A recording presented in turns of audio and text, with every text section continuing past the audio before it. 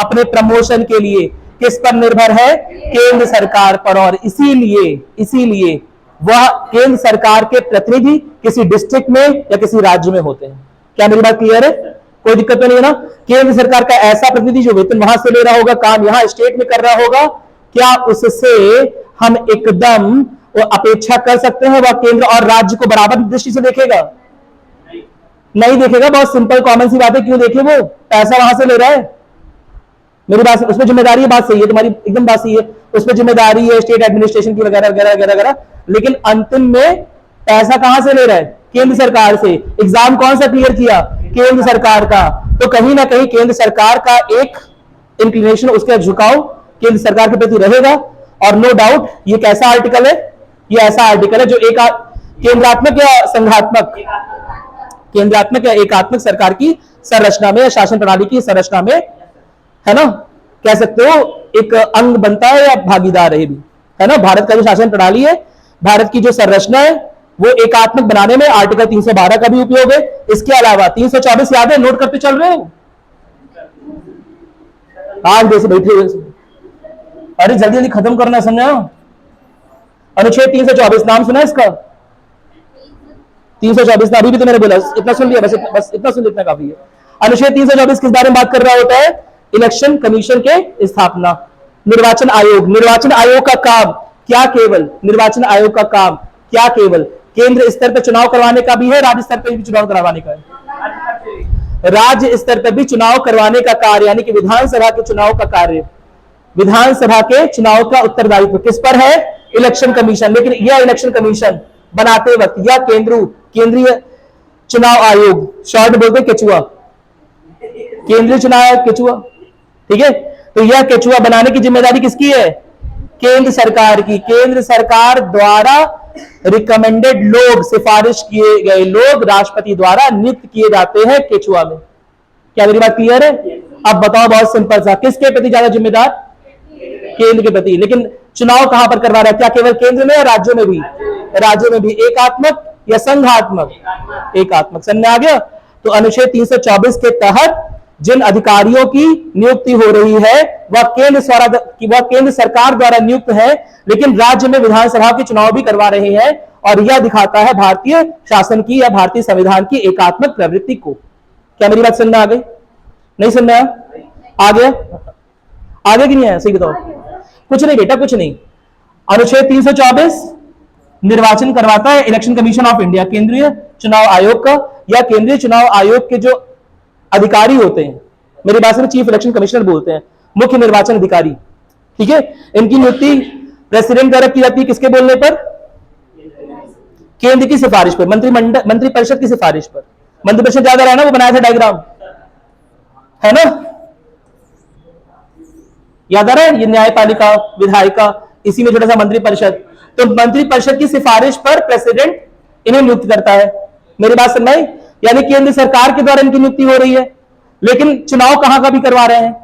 राज्यों का भी, केंद्रों का भी, केंद्र का भी, राज्यों का भी। क्या मेरी बात क्लियर है? अरे बोलो। तो अब यह प्रवृत्ति, चुनाव तो राज्यों का करवा रहे हैं, राज्यों का भी करवा रहे हैं, लेकिन नियुक्त अकेले किसके द्वारा किए जा रहे हैं? केंद्र द्वारा।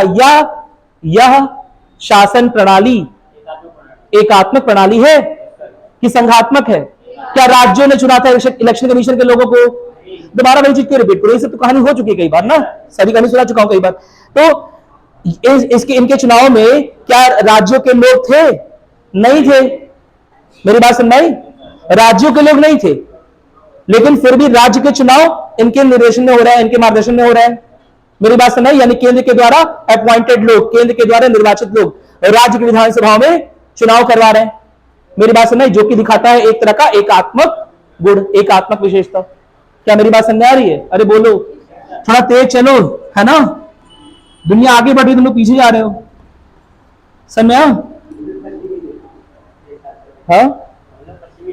हाँ, ऐसा नहीं भाई, आगे आगे बढ़ो। समझ में? तेज लिखो। इतना नोट कर लिया? 312, 324। और बताओ, और क्या बताए? आर्टिकल 280 भी नोट कर लो। अरे बिटा दे से। अनुच्छेद 280 किस बारे में होता है? अनुच्छेद 280। मुझे तक चिल्लाना क्यों पड़ रहा है? माइक लगाया नहीं इसलिए। 280 किस बारे में होता है? Very good. वित्त आयोग, काम क्या होता है वित्त आयोग का? बोलो बोलो बोलो, सही बोल रहे हो। नहीं नहीं नहीं, कानून बनाने का अधिकार नहीं। और वेरी गुड, राज्य और केंद्र के बीच में, वेरी गुड, राज्य और केंद्र के बीच में टैक्सेस का डिस्ट्रीब्यूशन कितना होगा? अगर 100 रुपया आया है तो कितना किस राज्य को जाएगा, या डिसीजन किसके द्वारा लिया जा रहा होता है? अनुच्छेद 280 में वर्णित वित्त आयोग। और यह इस वित्त आयोग का गठन कौन कर रहा होता है, केंद्र या राज्य? केंद्र। यानी कि किसी राज्य में कितना पैसा आना है केंद्र की ओर से, यूपी में कितना पैसा जाना है, केरल में कितना पैसा जाना है, मणिपुर में कितना पैसा जाना है, यह सब डिसीजन वित्त आयोग ले रहा है। लेकिन उस वित्त आयोग का गठन किसने किया है? केंद्र ने। केंद्रात्मक या संघात्मक? केंद्रात्मक। मेरी बात सुन भाई, नहीं बात सुन भाई, आ गया? अरे बोलो, थोड़ा तेज करवा रहे हैं, थोड़ा स्पीड बढ़ाओ, बहुत छोटे बच्चे नहीं है कि एबीसीडी लिखवाई जाए, सब चीज अपने आप से नोट किया करो। आर्टिकल 280 वित्त आयोग। वित्त आयोग यानी कि वित्त आयोग के गठन का अधिकार किसका? केंद्र का। केंद्र के द्वारा सिफारिश किए गए लोग वित्त आयोग का निर्माण करते हैं, प्रेसिडेंट द्वारा निर्वाचित किए जाते हैं। मेरी बात सुने, जैसे ईसीआई था, जैसे केचुआ था, वैसे ही वित्त आयोग। क्या मेरी बात क्लियर है? जैसे केंद्रीय चुनाव आयोग वैसे वित्त आयोग। लेकिन काम क्या होता है वित्त आयोग का? मैंने क्या बताया कि राज्यों के बीच में किसे कितना पैसा जाएगा। जैसे सपोज केंद्र सरकार के पास 100 रुपए पहुंचा जीएसटी एसटी कलेक्ट करके, अब वो डिसाइड करेगी कि 5 रुपए सब देशों को बांटना, सब राज्यों को बांटना है, या 5 रुपए देने की जगह किसी को 15 देना, किसी को 20 देना, किसी को 2 रुपए देना है। मेरी बात सुनाई? यह सब अंतिम निर्णय किसके हाथ में होता है? अंतिम निर्णय तो सरकार के हाथ में होता है, लेकिन सरकार किसके कहने पर काम कर रही होती है? वित्त आयोग। और वित्त आयोग का गठन किसने किया था? केंद्र ने किया था। यानी कि राज्यों के हाथ में कितना पैसा जाएगा, तुम्हें कितनी पॉकेट मनी मिले, तुम्हें कितने पॉकेट मनी मिले, ये डिसाइड कौन कर रहा है? केंद्र कर रहा है। तुम नहीं डिसाइड कर रहे हो तुम्हें कितनी पॉकेट मनी मिले, तुम घर के बच्चे हो 3-4, पॉकेट मनी कौन डिसाइड कर रहा है? सेंटर, घर के पापा जी, दादाजी। मेरी बात सुनाई कि नहीं आई? अरे बोलो, क्या मेरी बात सुन आ रही है? समझा? तो ठीक उसी तरह से वित्त आयोग यह डिसाइड करता है, यह बताता है केंद्र को कि कितना कितना राज्यों के बीच में फंड्स का बंटवारा होना है। क्या मेरी बात क्लियर है? जो कि अगेन एक केंद्रात्मक या एकात्मक फीचर है। क्यों? क्योंकि वित्त आयोग के सारे लोग नियुक्त कहां से होते हैं? केंद्र से। बिना मतलब तुमसे या जिनके पास पैसा जा रहा है उनसे कोई पूछताछ नहीं की गई है, उनसे कोई सलाह मशवरा नहीं लिया गया है। ओवरऑल केंद्र की जिम्मेदारी है वित्त आयोग के गठन की। क्या मेरी बात क्लियर है? अरे बोला करो कुछ, मेरी बात सुन भाई, कोई दिक्कत तो नहीं है ना? इधर नोट कर लिया, अनुच्छेद 155 नोट करो आगे। अनुच्छेद 155, अनुच्छेद 155 क्या बोलता है? गवर्नर, एक बार बात हुई थी गवर्नर के बारे में कल। गवर्नर को निर्वाचन कौन करेगा? गवर्नर का राज्य कह रहा है कोई, है ना? लेट अस सपोज तुम्हारा देश है, ठीक है, ये यूपी है, ये बिहार है, ये केरल है, ठीक है, कोई दिक्कत तो नहीं है। अब यहां पर भले ही विधायिका हो, लेकिन वो विधायिका जो कानून बनाएगी, जैसे राष्ट्रपति संसद में बनाए गए कानूनों को साइन करके पारित करता है, ठीक उसी तरह से राज्य विधायिका में यह जिम्मेदारी किसके ऊपर होती है? राज्यपाल के ऊपर। लेकिन राज्यपाल क्या इसके पद का चुनाव होता है राज्य के लोगों द्वारा या राज्य की विधानसभा द्वारा? क्या राज्य के लोग इसे चुनते हैं? राज्य के विधायक चुनते हैं? नहीं चुनता है। कौन चुनता है? कौन नामित करता है? कौन नामित करता है? राष्ट्रपति। किसके कहने पर? किसके कहने पर राष्ट्रपति काम कर रहा है? मंत्रिपरिषद। ये सब नहीं समझ पाया, इसे बना चुका हूं भाई, दोबारा बनाऊं क्या इसे?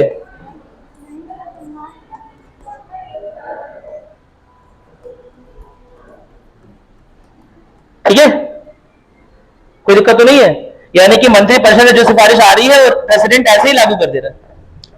क्या मेरी बात क्लियर है? अरे बोलो, ठीक है। अब प्रेसिडेंट ने गवर्नर का चुनाव गवर्नर को नामित मंत्रिपरिषद की सलाह से किया था, यानी कि केंद्र सरकार की सलाह से किया था। यानी कि यह जो नामित गवर्नर जो कि यूपी में होगा, जो बिहार में होगा, जो केरला में होगा, इसके राज्य विधायिका से कोई मतलब नहीं है। मतलब तो है साइन करने का, लेकिन कोई विशेष मतलब नहीं है। क्या मेरी बात क्लियर है? इनके द्वारा चुना हुआ आदमी यहां पर नहीं आया। क्या मेरी बात क्लियर? अरे बोलो, ठीक है।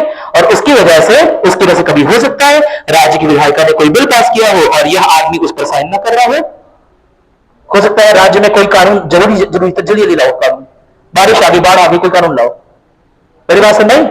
अरे बोलो। लेकिन यह आदमी को साइन ना कर रहा हो कि नहीं, अरे है ना, स्विमिंग पूल बन गया, कह रहा है अरे स्विमिंग पूल बना हुआ पूरा देश, हमने कहा था घर घर पानी पहुंचा, घर घर पानी पहुंच रहा है, चाहिए हम नहीं साइन करेंगे। मेरी बात सुन नहीं? अब केंद्र पर, क्योंकि राज्य के विधायिका द्वारा पास कोई भी बिल तब तक कार्यान्वित नहीं हो सकता जब तक राज्यपाल उस पर हस्ताक्षर ना कर दे, उस पर सहमत ना हो जाए।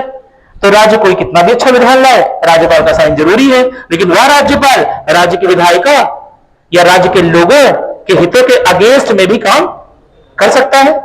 क्या मेरी बात क्लियर है? और ऐसा आदमी नामित किसके द्वारा है? केंद्र के द्वारा। क्या मेरी बात क्लियर है? कोई दिक्कत तो नहीं है ना? यानी राज्य विषय बनाएगा, राज्य कानून बना रहे, राज्य के पास विषय है। 7वीं अनुसूची के अनुसार, 7वीं अनुसूची के दूसरी सूची के अनुसार, तुम लोग तो शोर नहीं कर रहे हो बगल वाले बच्चे, चलो 7वीं अनुसूची समझ जाओ ना, 7वीं अनुसूची के दूसरी सूची के अनुसार स्टेट लिस्ट बनाई गई है, राज्यों को कुछ विषय दिया गया है जिन पर वो कानून बना सकता है। राज्य ने अच्छे अच्छे कानून बनाए, लेकिन राज्यपाल पास नहीं होने दे रहा है। लेट अस सपोज कर लेते हैं, मेरी बात सुन नहीं? तो ऐसे में क्या यार राज्यपाल क्या राज्य के अनुसार काम कर रहा है, राज्य के हितों को ध्यान में रख के काम कर रहा है? नहीं। और नामित किसके द्वारा था? केंद्र के द्वारा। एक तरह से नामित प्रेसिडेंट द्वारा है, लेकिन प्रेसिडेंट ने किसके इशारे में काम किया है? मंत्रिपरिषद, जो कि केंद्र सरकार होती है। क्या मेरी बात क्लियर है? यानी कि केंद्र की एक कठपुतली, केंद्र का एक प्रतिनिधि राज्य में स्थापित कर दिया गया है अनुच्छेद 155 की सहायता से, जो कि डिटरमाइन करेगा, जो कि बताएगा कि राज्य में किस तरह के कानून लाने हैं। मेरी बात से नहीं? राज्यों के पास विषय तो है कानून बनाने के, लेकिन कानून लागू कब होगा? जब राज्यपाल का साइन हो जाएगा। और राज्यपाल का साइन है ना, अगर नहीं होता है तो कानून लागू नहीं होगा, चाहे कितना भी अच्छा कानून है। क्या मेरी बात क्लियर है? अब बताओ सोचकर, यह राज्यपाल क्योंकि केंद्र द्वारा नामित था, इसमें इनके चुनाव में, इनके पद के, समझ रहा हो ना, इन्हें इस पद में तक पहुंचने में राज्य का कोई रोल नहीं था। क्या मेरी बात क्लियर है? अब बताओ केंद्रात्मक विशेषता या संघात्मक विशेषता? केंद्रात्मक गुण है ना, ये देश को और केंद्रीकृत बना रहा है, संसद को और शक्तिशाली बना रहा है, राज्य की विधायिका को और नीचे खिसका रहा है। नहीं, मेरी बात सुन नहीं? अरे बोलो, ठीक है। तो गवर्नर की उपस्थिति, यानी राज्यपाल की उपस्थिति केंद्र के प्रतिनिधि के रूप में, क्या मेरी बात क्लियर है? जिससे केंद्र कुछ हद तक राज्यों के कानून विधानों पर कंट्रोल रखता है, नियंत्रण रखता है। यह एक तरह का कैसा गुण है? केंद्रात्मक। नोट किया से? नोट कर, अनुच्छेद नोट कर लो 155, ठीक है। चलो लिख देना ऐसे,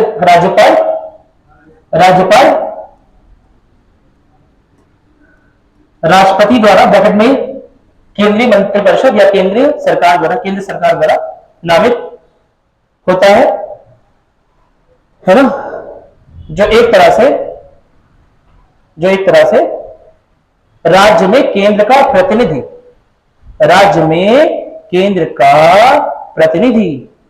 तापर र की मात्रा प्रा, तापर छोटी की मात्रा ती, लिखा दो, लिख क्यों नहीं रही हो? लिख दियो, चलो शाबाश। समझ आ गया? अरे बोलो, इतना खत्म, कोई दिक्कत नहीं है ना? समझ आ गया? एक आत्मक फीचर इतने भर भर के पढ़े तो आता होगा, जिंदगी बीत जाएगी, बाल सफेद हो गया मेरे। समझा? एक आत्मक फीचर इतने सारे, हर तीसरा चौथा आर्टिकल एक आत्मक फीचर बना रहा हूं। क्या मेरी बात क्लियर है? एक आर्टिकल है 256 257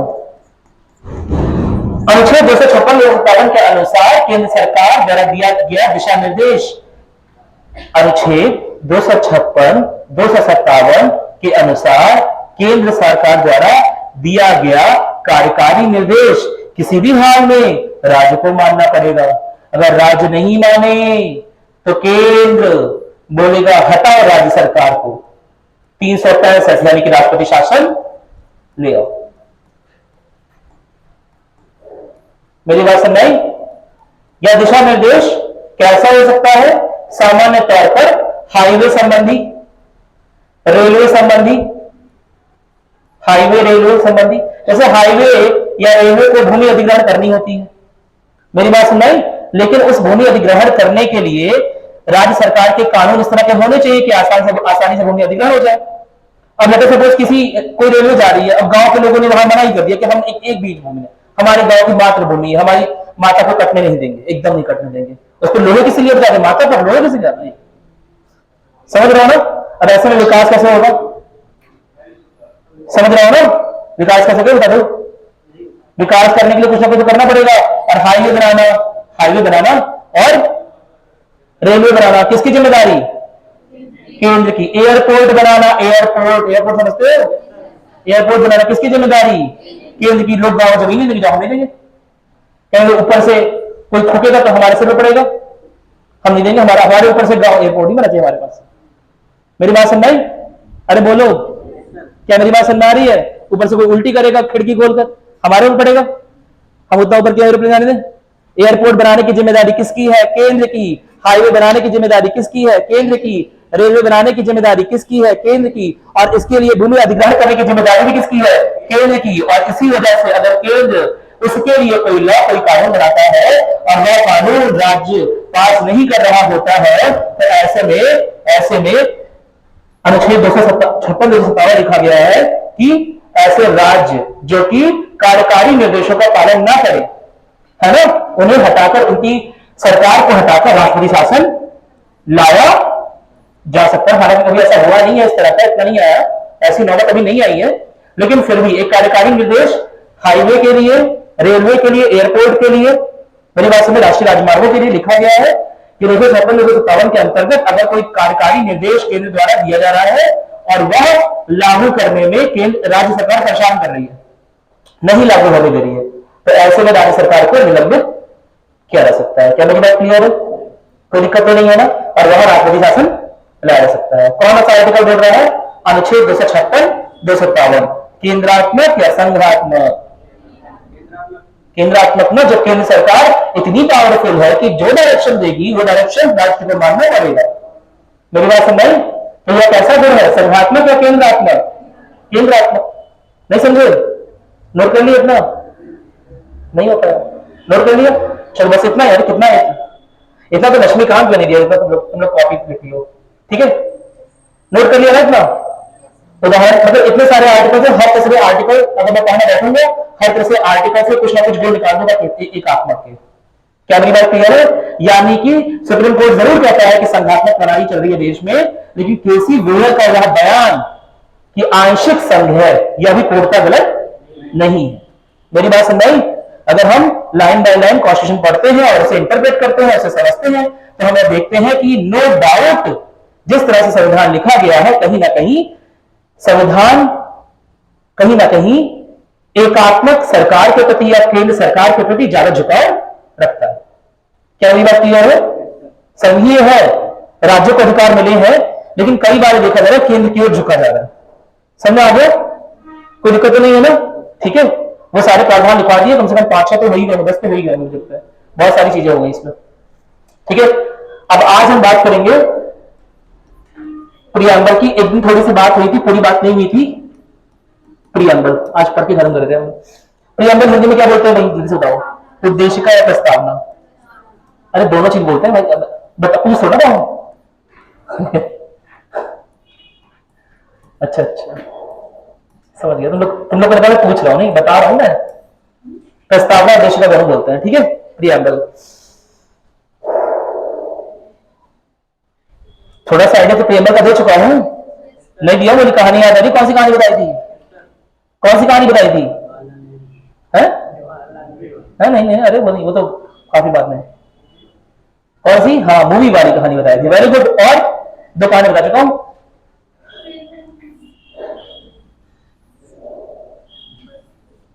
चौबीस का बसंत देखते देखते घर वालों ने निर्णय लिया कि इसकी शादी कर देनी है। पंडित जी से जब कांटेक्ट हुआ तो पंडित जी ने बोला, मेरी नजर में एक बड़ी सुयोग्य कन्या है। मेरी बात सुनाई? मैंने उनसे पूछा कि कौन कौन सी योग्यता है इस कन्या के अंदर, जरा बता दीजिए।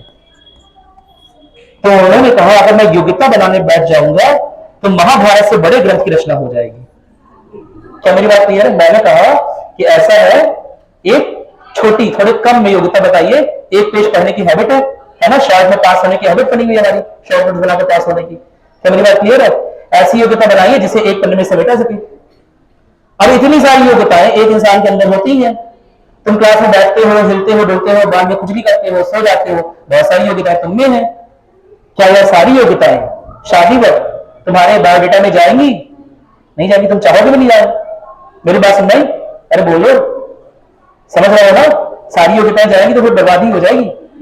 समझ आ रहा है ना?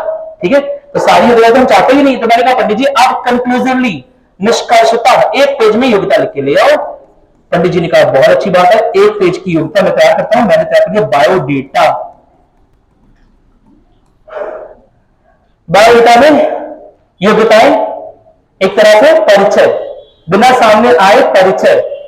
तुम्हारा आईडी कार्ड, आईडी कार्ड होता है ना, तुमसे नहीं मिले, नाम देखो, अच्छा ये फलाना नाम, अच्छा इस क्लास में, अच्छा चलिए ये पढ़ता है, अच्छा वो इस सब में एडमिशन लिया, अच्छा ठीक है, ये उम्र, एक बेसिक परिचय हो गया मेरा तुम्हारा आईडी कार्ड देखते। नहीं बात सुन रहे? तो यही बायोडेटा बन गया परिचय पत्र। क्या मेरी बात क्लियर है?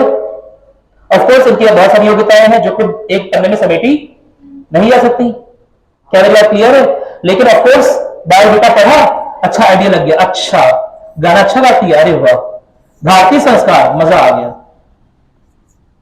सुनना, खाना बहुत अच्छा बनाती है, वाह, बायोडेटा परफेक्ट। मेरी बात सुनाई? पंडित जी अपने ओर से नहीं बोलते, अपने ओर से बोलते हैं, क्या बोलते हैं? जिस घर जाएगी उस घर उजाला उजाला हो जाएगा, रोशन हो जाएगा। एकदम मैंने कहा मजा ही आ गया भाई, अंधेरा वैसे लाइट कटती है बस्ती में, नहीं उजाला, पूरा उजाला स्टाइल से नहा के आएगा। समझ रहा हो ना? वाइट हो तो टाइट, मैं एकदम खुश। मेरी बात सुन रही? अब ठीक है, शादी हो गई धूमधाम से, लड़का लड़की खुश। रात के 12 बजे अचानक से मेरी आंख खुली, मैं देख रहा हूं घर में हर जगह लाइट जल रही है। क्या मेरी बात क्लियर है? मुझे पंडित जी की एक बात याद आई कि हाँ उन्होंने बोला था उजाला उजाला हो जाएगा। मैं कहा हर एक लाइट जल रही है क्या भाई रात के 12 बजे? कौन सा प्रोग्राम आ गया? उजाला उजाला। पंडित जी की एक बात सही हो गई। क्या मेरी बात समझ? फिर मैं उठा, मैंने कहा क्या चक्कर है।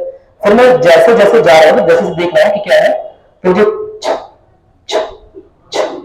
छन छन की आवाज आ रही है पायल की। क्या मेरी बात क्लियर है? मैं कहा वाह अच्छी बात है, भारतीय संस्कार। समझ आया? कोई दिक्कत तो नहीं है? इधर समझ आ गया? क्या समझ है? कहानी समझ में कहानी समझ करके, ठीक है, छन छन की आवाज आ रही है। मैंने कहा वाह ठीक है। उसके थोड़ी देर बाद एक सुरीली आवाज में गाना शुरू हुआ, आमी जे तुम्हार, आमी जे तुम। सुना? मैंने कहा भाई पंडित जी ने बहुत सुनवात कही थी, गाती भी बढ़िया है। सुना? जब मैं सामने पहुंचा भैया तब मैं देखा पूरा एकदम भारतीय लिबास में, यहां तक पूरा सिंदूर एकदम यहां तक, समझ रहे ना, गजरा वजरा लगाए, आमी जी तुम्हार हो रहा है आपने। क्या मेरी बात क्लियर है? अरे बोलो, नहीं समझो बात? पंडित जी का कहा हुआ सब कुछ सही था, समझ रहे हो ना? पंडित जी का कहा हुआ सब कुछ सही था, कोई बात गलत नहीं कर दी पंडित जी ने। समझा ना? बहुत अच्छा जा रही थी, सही बात है, ठीक है, भारतीय संस्कार सही बात है, घर में उजाला कर दी सही बात है, सब कुछ सही है पंडित जी का हुआ। समझा? लेकिन फिर उन्होंने शिकायत कर दी। मैंने कहा ये क्या? समझा? ये तो भाई रात में इसे भूत चढ़ा रहा है, ये तो आमी जी तुम्हार कर रही है। समझा? मैं पूछा पंडित भाई ये क्या बात कर रहे हो भाई, है ना, आपने बायोडेटा ये बोला था, ये तो आमी जी तुम्हार कर रही है। तो पंडित जी कहेंगे जो मन करे बिगाड़ लो। मेरी बात, अब तो हमने करवा दी शादी, अब तुम जानो तुम्हारा काम जाने। क्या मेरी बात क्लियर है? बस यही है क्या? यही है प्रियांबल। मेरी बात सुन, संविधान के बारे में सब कुछ जाना नहीं जा सकता, तो एक बायोडेटा है, लेकिन क्या यह संविधान का बायोडेटा लेकर क्या हम किसी भी न्यायालय जा सकते हैं? नहीं जा सकते। बहुत सारी चीजें इसमें लिखी हुई हैं, समझ रहे हो ना? समाजवाद लिखा हुआ है, डेमोक्रेसी लिखी हुई है। मेरी बात समझ? लेकिन अगर आपको कोई राइट, या आपको लगता है देश में लोकतंत्र नहीं है, या देश में देश की संप्रभुता जा रही है, या अगर आपको लग रहा है देश में प्रॉपर गणतंत्र नहीं है, या अगर आपको लग रहा है देश में ठीक से सामाजिक आर्थिक न्याय नहीं आया है, तो आप इस परिचय पत्र को लेकर कहां नहीं पहुंच सकते? न्यायालय नहीं बोल सकते। अरे तुम्हारा आईडी कार्ड है तो मैंने बता दिया कि ये डेट है तुम्हारे बर्थ की, कोई देखने थोड़ा ना गया सच में तुम उस दिन पैदा हुए थे कि नहीं बताया हुए थे। क्या मेरी बात क्लियर है? अब मैं उस आईडी कार्ड को देखूं जिसने भी इशू किया, मैं बोलूं अरे यार आईडी कार्ड तुमने तो इशू किया, तुमने चेक नहीं किया कितना बर्थडे था, तुम उस दिन इसके हॉस्पिटल में नहीं गए जिस दिन पैदा हो रहा था, ये तुमने कैसे लिख दिया इस दिन इसका बर्थडे था। क्या मेरी बात क्लियर है? ठीक उसी तरह से प्रियम्बल को लेकर लोग न्यायालय नहीं जा सकते। प्रियम्बल में बातें लिखी हुई है। प्रियम्बल असल में क्या है? लक्ष्यों का, आदर्शों का, मूल्यों का निचोड़। लक्ष्यों का, आदर्शों का, मूल्यों का निचोड़ जो कि संविधान निर्माताओं ने संविधान में डालने की कोशिश की है। क्या इसमें सारे आदर्श हैं? क्या यह इंसान एक पेज में आ सकता है? नहीं आ सकता। क्या यह संभव? क्या यह इंसान एक पेज में आ सकता है? इसकी पूरी पर्सनालिटी नहीं आ सकती। तो संविधान की नदी जो कुछ भी आदर्श है, जो कुछ भी मूल्य है, जो कुछ भी सिद्धांत है, वो सारे के सारे तो नहीं आ सकते, लेकिन निश्चित रूप से यह अपेक्षा रखी जाती है कि जो मौलिक चीजें हैं, जो मूलभूत चीजें हैं, जो मूलभूत लक्ष्य है, जो मूलभूत आदर्श है, जो मूलभूत सिद्धांत है, जो भी संविधान के मूल्य है, समझ रहे हो ना, वो ज्यादातर यहां पर लिखे जाए। क्या बात क्लियर है? कोई दिक्कत नहीं है ना? संविधान की प्रस्तावना उद्देश्य का प्रस्ताव से बनाया था। बना चुका हूं एडिटिव रेजोल्यूशन 13 दिसंबर 1946 को जवाहरलाल नेहरू ने कैबिनेट मिशन संविधान के सामने लाई थी और 22 जनवरी 1947 को वो पारित हो गया था। तो प्रियम्बल उद्देश्य का प्रस्ताव का समराइजेशन है, समरी। मेरी बात में बहुत सारी चीजें उसमें उद्देश्य का प्रस्ताव से उठाई गई। पहली बात। दूसरी बात, लिखा कब गया है? After writing the constitution. संविधान को लिखने के बाद संविधान में जो निहित मूल्य है, निहित आदर्श है, निहित लक्ष्य है ना, उन्हें समग्र रूप से लिखने के लिए, ताकि पूरे संविधान पढ़कर आदमी को ना जान लो। तुम्हारे पास एक आईडी कार्ड हो, एक बायोडेटा हो, समझ रहे हो ना? अरे बोलो, जिसे पढ़कर इनके बारे में काफी चीजें पता चल जाए। क्या मेरी बात क्लियर है? इसलिए संविधान की प्रस्तावना लिखी गई है। क्या मेरी बात क्लियर है? संविधान की प्रस्तावना कुछ और नहीं, संविधान का परिचय पत्र है। क्या मेरी बात समझ आई? संविधान की प्रस्तावना कुछ और नहीं, संविधान का आईडी कार्ड है, परिचय पत्र है। मेरी बात समझ आई? और कोर्स आईडी कार्ड में सब चीजें नहीं होती है, तो संविधान के बारे में सब चीजें प्रस्तावना में नहीं है, उधर तो लिखी हुई है। क्या मेरी बात क्लियर है? बहुत सारे मूल्य जो नो डाउट अच्छे हैं, जरूरी भी है, वो भी प्रस्तावना से दूर रखे गए। पहली बात। दूसरी बात क्या जरूरी कि क्या इस बायोडेटा को लेकर मैं पंडित जी पे केस कर सकता हूं? नहीं केस कर सकता। ठीक उसी तरह से उस प्रस्तावना में लक्ष्यों की बात की है, आदर्शों की बात की है, और उन आदर्शों के आधार पर देश निर्माण की बात की है कि किन लक्ष्यों को लेकर के सिद्धांतों का पालन करते हुए, है ना, हम देश निर्माण करेंगे संवैधानिक आधार का इस्तेमाल करते हुए। क्या मेरी बात क्लियर है? अरे बोलो, ठीक है। और देश का निर्माण वैसे हुआ नहीं हुआ, इस बात पर कोई केस नहीं हो सकता। इसीलिए प्रस्तावना, इसे इंग्लिश में बोलते हैं लीगली इन्फोर्सेबल नहीं है, लीगली इन्फोर्सेबल नहीं है, यानी कि इसे वैधानिक तौर पर लागू नहीं किया जा सकता। क्या मेरी बात क्लियर है? कोई दिक्कत तो नहीं है ना इसमें? अच्छा, परिचय पत्र क्यों है? और भी समझते हैं। तुम्हारा परिचय क्या है? हाँ, तुमसे बोलो और अच्छा और बता दो। हाँ, और बताओ। एक बड़ा परिचय ये नहीं तुम तैयारी करो, ये तो यहां करो, ये भी तुम्हारा परिचय है ना। तुम कुछ बनना चाह रहे हो, सिविल सेवा की तैयारी कर रहे हो, सिविल सेवा में जाने चाह रहे हो, क्या हमारे आदर्श, क्या हमारे मूल्य, क्या हमारे लक्ष्य, बहन जी मेरा भी सुन लो, मैं भी कुछ कहानी सुनना, क्या हमारे लक्ष्य हमारा परिचय नहीं है? तुम एसएससी की तैयारी कर रहे हो, तुम बैंकिंग की तैयारी कर रहे हो, तुम सिविल सेवा की तैयारी कर रहे हो, तुम आईएएस बनना चाहते हो, यह भी तो तुम्हारा परिचय है। ठीक उसी तरह से हमारा देश कैसा होना चाहिए? लोकतांत्रिक होना चाहिए, गणतांत्रिक होना चाहिए, संक्रमित होना चाहिए, यह हमारे लक्ष्य है। क्या मेरी बात क्लियर है? इनमें से कुछ चीजें हमारे लक्ष्य है, कुछ मंजिलें बात करेंगे, लेकिन यह एक तरह से हमारे निर्धारित लक्ष्य, निर्धारित सिद्धांत है। मेरी बात सुनो, और हमारे द्वारा निर्धारित सिद्धांत क्या हमारी आइडेंटिटी नहीं बन जाते? बनते हैं। तुम ईमानदार हो या चोर हो, समझ रहे हो ना? तुम गुंडे वाली हो या सभ्य आदमी हो, समझ रहे हो ना? या क्या तुम्हारा परिचय नहीं है ना? अरे बोलो, तो तुम्हारे द्वारा तुमने जो अपने लक्ष्य देखे हैं वो तुम्हारा परिचय है। मेरी बात नहीं, संविधान जिन लक्ष्यों की पूर्ति के लिए लिखा गया है, प्रस्तावना उनका परिचय है। क्या मेरी बात समझ आ गई? इसलिए संविधान पर इसलिए प्रस्तावना को संविधान का परिचय पत्र कहा जा सकता है। क्या मेरी बात समझ आ गई? कोई दिक्कत तो नहीं है ना? अरे बोलो, ठीक है। प्रस्तावना के बारे में करते हैं, इतना तो पाठ हो गया। कुछ नोट किया इसमें? लीगली इन्फोर्सेबल वाली बात कर रहे हैं, लीगली इन्फोर्सेबल नहीं है, ठीक है? यानी वैधानिक रूप से क्या नहीं हो सकता, वैधानिक रूप से लागू नहीं कर सकता, वो कर नहीं जाता ना।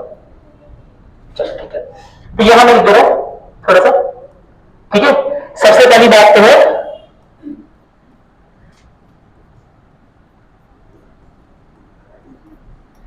संविधान के सार गर्भित मूल सिद्धांत आदर्श और लक्ष्य है ना, लक्ष्यों को ध्यान में रखकर प्रस्तावना की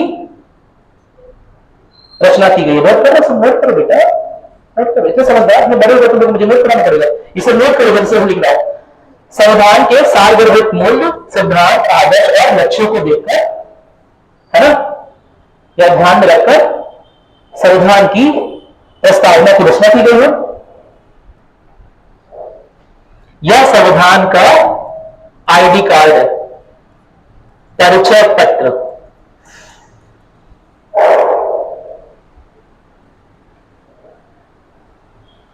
यह संविधान का परिचय पत्र है, समझ आ गया? हालांकि संविधान में निहित सारे आदर्श और सिद्धांत, हालांकि संविधान में निहित सारे आदर्श और सिद्धांत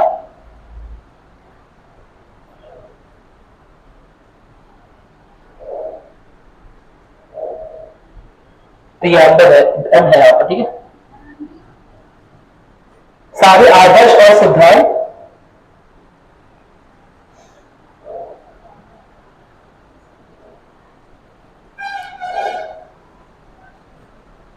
प्रस्तावना में उल्लिखित नहीं है, प्रस्तावना में उल्लिखित नहीं है, फिर भी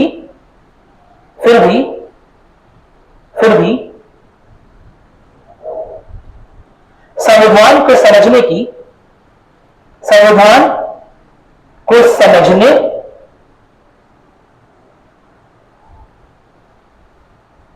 और संविधान निर्माताओं ने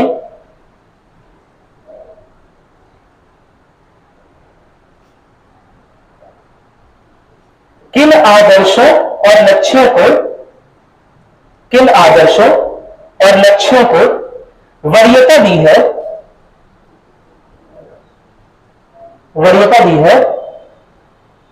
यह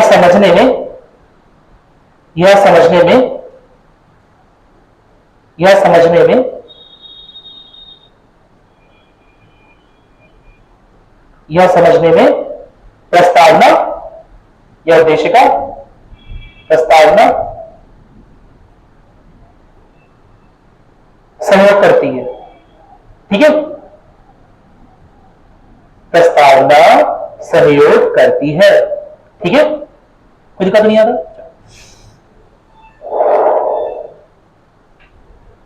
इतना क्लियर? ठीक है। अब एक बात तो क्लियर हो गई है, एक बार पढ़ लो जो लिखा है। क्या सारे मूल्य, सारे आदर्श, सारे लक्ष्य हैं? नहीं, पहली बात, ठीक है। कोई दिक्कत तो नहीं है ना? तो एक तरह का सारगर्भित डॉक्यूमेंट है, एक दस्तावेज है ना, जिसमें कुछ जिन्हें संविधान निर्माताओं ने ज्यादा वरीयता दी, ऐसे मूल्य, ऐसे आदर्श और ऐसे लक्ष्य उसमें लिखे हुए। क्या मेरी बात क्लियर है? कोई दिक्कत नहीं है ना इसमें? जिन्हें संविधान निर्माताओं की अगर आंखों से देखा जाए तो जो ज्यादा इंपॉर्टेंट थे, जो ज्यादा महत्वपूर्ण थे, है ना, उन्हें उसी तरह की वरीयता प्रस्तावना में दी गई। क्या मेरी बात क्लियर? कोई दिक्कत नहीं है ना? इसी बात को समझते हुए एक कॉन्स्टिट्यूशनल एक्सपर्ट है, एक संवैधानिक एक्सपर्ट है, जिनकी किताब आप पढ़ते हो, दुर्गादास बासु, डीडी बासु, है ना, उनकी किताब भी आती है कॉन्स्टिट्यूशन की।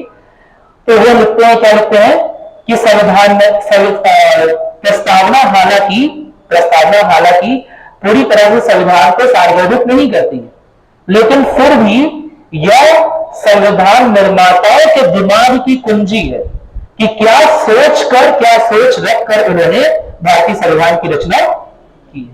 क्या मेरी बात क्लियर है?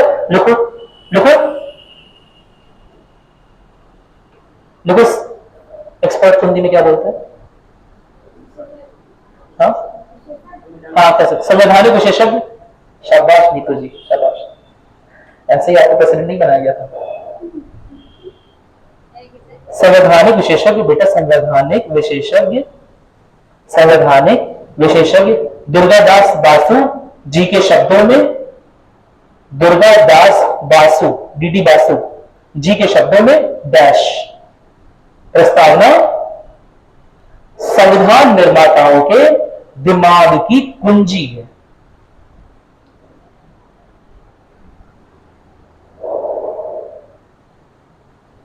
संविधान निर्माताओं के दिमाग की कुंजी है।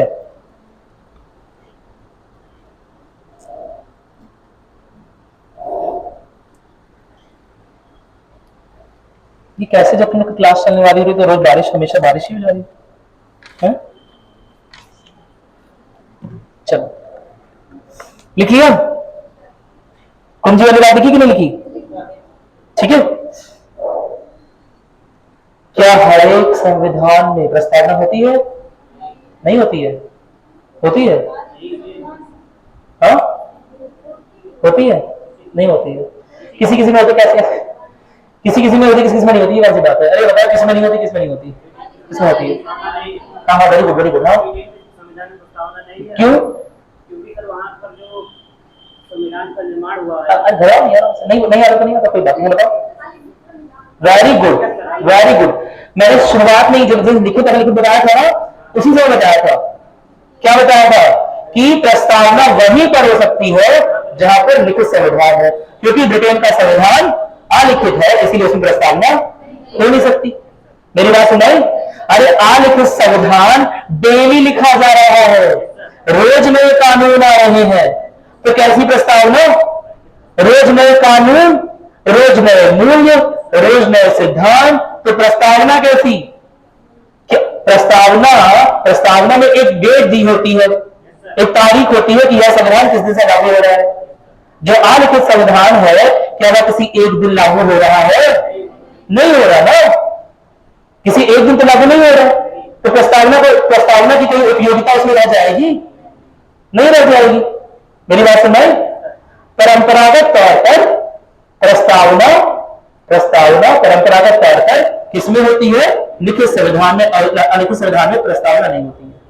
क्या मेरी बात क्लियर है? पहली बात। दूसरी बात, प्रस्तावना किसी भी लिखित संविधान में रहे ऐसी भी कोई अनिवार्यता नहीं।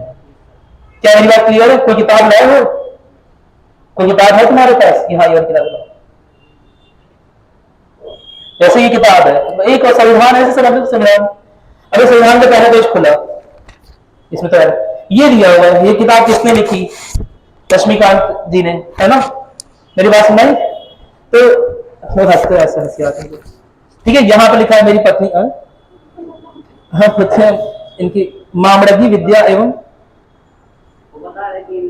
ठीक है, लक्ष्मीकांत जी ने ये किताब लिखी हुई है। क्या मेरी बात क्लियर है? किसे डेडिकेटेड ये भी लिखी हुई है। मेरी बात सुन, ये पहले 2-3 पेज प्रस्तावना है इस किताब के बारे में जानना है, किसे डेडिकेट की गई, किसे अर्पित की गई है, तो वो लिखा हुआ है। किसने किताब लिखी है या लिखा हुआ है, किस ईयर में छपा है, किस डेट को चला है, ये सब लिखा हुआ है। क्या मेरी बात क्लियर है? बस यही होती है, हर किताब में होता है लगभग ये। बस इसी तरह संविधान नाम की किताब में भी प्रस्तावना दी हुई है। मेरी बात सुन नहीं? लेकिन हो सकती है तब जब वो लिखित रूप में है, सारा एक ही जगह पर है। क्या मेरी बात क्लियर है? अरे बोलो, अगर ये एक रूप एक कंपाइल्ड वे में ना होता, अगर इस तरह का कंपाइलेशन एक बाइंडिंग ना बनी होती, अगर दो दो पेज लिखे होते, दो दो पेज लिखे होते, दो दो पेज बट रहे होते, तो क्या इस तरह का प्रीफेस होता?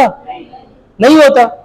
ठीक उसी तरह से संविधान में परंपरागत तौर पर लिखित संविधान में प्रस्तावना हिस्सा होती है परंपरागत तौर पर, लेकिन प्रस्तावना होना है ना कोई जरूरी कोई अनिवार्य नहीं है, बिना इसके भी किताब होती है। क्या मेरी बात क्लियर है? नहीं समझेगा? समझ आ रहा है? पहली बात। दूसरी बात, अगर एक किताब में ही देखा जाए तो एक किताब में मुख्यतः 3 अंग होते हैं। एक किताब में मुख्यतः 3 अंग होते हैं। चिंता मत करो, फाड़ूंगा नहीं, है ना? फाड़ दीजिए, जिसका नहीं होता वो जरूर कहता है फाड़ दीजिए। ठीक है, देखो ये है मुख्य किताब, समझ आ रहा है? ये है शुरुआती पेज, है अंतिम पेज। ठीक इसी तरह संविधान भी लिखा हुआ है, ठीक इसी तरह से संविधान में 3 भाग होगा, वैसे तो 25 भाग है, तभी शायद है। मेरी बात में कोई नहीं है, 25 नहीं, 22 है शायद, 22, ठीक है 22 भाग है। लेकिन ओवरऑल देखा जाए 3 अंग में डिवाइड संविधान। ये शुरुआत के पन्ने क्या है? प्रस्तावना, शुरुआत का एक पन्ना, पन्ना नहीं एक पन्ना प्रस्तावना, फिर मुख्य संविधान सारे आर्टिकल्स, और अंतिम में शीर्षक में निष्कर्ष। संविधान निष्कर्ष तुम्हारा आंसर आइटम कहती है, यूपीएससी का आंसर मतलब निष्कर्ष के अंत में है। Very good. अनुसूचियां, अनुसूची खा ले हम लोग अभी इतने दिन बता सकते हैं, ठीक है। लास्ट में क्या है? अनुसूचियां। ठीक इसी तरह संविधान भी है, समझ आगे। जैसे इसमें 3 पार्ट में डिवाइडेड, कि लास्ट में कुछ इंडेक्स टाइप का बना हुआ है, शेड्यूल को दिया होगा, पेपर दिया हालांकि इसमें, मेरी बात सुन नहीं, लेकिन कई सारी किताब में देखा होगा यहाँ पर इंडेक्स दिया होता है, शेड्यूल दिया होता है, और भी कुछ चीजें दी होती है लास्ट में। ठीक वैसे ही संविधान लिखा हुआ है, यहाँ लास्ट में इंडेक्स अनुसूचियां हैं, शेड्यूल्स, बीच में मुख्य भाग है, और शुरुआत में एक पन्ना क्या है? प्रस्तावना। क्या मेरी बात क्लियर है? अब सबसे इंपॉर्टेंट बात, हमें कैसे पता चला कि भारतीय संविधान लोगों के द्वारा लिखा गया है? हम तो थे नहीं आए थे, हम तो दुनिया में नहीं आए थे, शायद मेरे पिताजी भी नहीं आए थे, मुझे ख्याल से पता नहीं। बताओ, प्रस्तावना में लिखा हुआ है कि संविधान किसके द्वारा लिखा जा रहा है? भारत के लोग, हम भारत के लोगों द्वारा। क्या मेरी बात क्लियर है? तो संविधान की प्रस्तावना डिक्लेयर करती है, घोषित करती है कि यह संविधान किसके द्वारा लिखा गया? भारत के लोगों द्वारा लिखा गया, और इसीलिए भारत के लोगों द्वारा लिखा गया संविधान भारत की जनता पर थोपा नहीं जा रहा है, लागू किया जा रहा है। क्या मेरी बात क्लियर है? नहीं समझेगा? क्योंकि इसे लिखने वाले कोई ब्रिटेन के लोग नहीं है, इसे लिखने वाले लोग कहां के हैं? भारत के। क्या मेरी बात क्लियर है? यानी कि भारत के लोगों को लिखा जा रहा है। यही भारतीयों की डिमांड थी कि अपना कानून हम खुद लिखेंगे, यही तो भारतीयों की डिमांड थी। राष्ट्रीय स्वाधीनता संग्राम चला है, उसमें मुख्य डिमांड क्या थी? ये भी डिमांड थी ना कि अपना कानून हम खुद लिखेंगे। तो पहले तो इसमें डिक्लेयर कर दिया हमने अपना संविधान खुद लिखा है। लिखा किससे? भारत के लोग, ताकि जो लोग लिख रहे हैं, और कोई सारा भारत वर्ष इकट्ठा होकर 2 करोड़ लोग इकट्ठा होकर संविधान नहीं लिख रहे हैं, या जितने भी उसमें है, उसमें 30-40 करोड़ लोग थे, शायद 30-35 करोड़, वो सारे लोग इकट्ठा होकर नहीं लिखेंगे। और कोई सीधी सी बात, क्या मेरी बात क्लियर है? ठीक है। लेकिन जो उनके द्वारा चुने गए जनप्रतिनिधि हैं, जो उनके द्वारा चुने गए जनप्रतिनिधि हैं, वो यह बोलते हैं कि हाँ हम भारत के लोग, हम भारत के लोग क्यों? क्योंकि जो हम आ रहा है, समझ रहे हो ना, हम भी जो आए हैं ये उन्हीं लोगों द्वारा चुनकर भेजे गए। क्या मेरी बात क्लियर है? एक ऐसा संविधान जो कि राजा द्वारा लिखा गया है। क्या राजा द्वारा संविधान लिखा था? लिखा है तो बहुत सारे संविधान राजा के द्वारा लिख दिए गए। मेरी बात सुन नहीं, एक ऐसा संविधान जो राजा द्वारा या किसी सभा द्वारा लिख दिया गया, ऐसे ही किसी सभा द्वारा, किसी भी बॉडी के द्वारा लिख दिया गया है ना, जिन पर लोगों का भरोसा नहीं है, जिन पर लोगों का भरोसा नहीं है। क्या ऐसे संविधान के पास अथॉरिटी होती है लोगों को आदर्श, लोगों को कुछ गलत न करने की, लोगों को प्रशासन चलाने की अथॉरिटी उसके अंदर होगी? नहीं। तो इसमें पहली लाइन ध्यान दो, इसमें पहली लाइन ही क्या लिखी है? हम भारत के लोग। क्यों लिखी हुई है? ताकि ये समझो यह नया कानून अंग्रेजों द्वारा नहीं, किसके द्वारा लिखा जा रहा है? भारत के लोगों द्वारा। और क्योंकि भारत के लोगों द्वारा लिखा जा रहा है, इसलिए आप इसे थोपा हुआ कानून ना समझिए। क्या मेरी बात क्लियर है? इसे लिखने की शक्ति भारत के लोगों ने, इसे लिखने की शक्ति भारत के लोगों ने जनप्रतिनिधियों को दी, और इन जनप्रतिनिधियों ने, जो कि लोगों के बीच से आए, भारत के लोगों से के बीच से आए, उन्होंने संविधान की रचना की। क्या मेरी बात समझ? कोई दिक्कत तो नहीं है? भारत के लोगों द्वारा चुने गए जनप्रतिनिधि, यानी कि कौन? भारत के लोग। समझ आ गया? कोई दिक्कत तो नहीं होगा? इतना क्लियर हो गया? ठीक है, पहला पॉइंट क्लियर हो गया। दूसरा, क्या यह संविधान बताता है कि किस दिन से लागू हो गया, किस दिन से लागू हो जाएगा? बताता है किस दिन से? 1948। कौन बोल रहा है? 26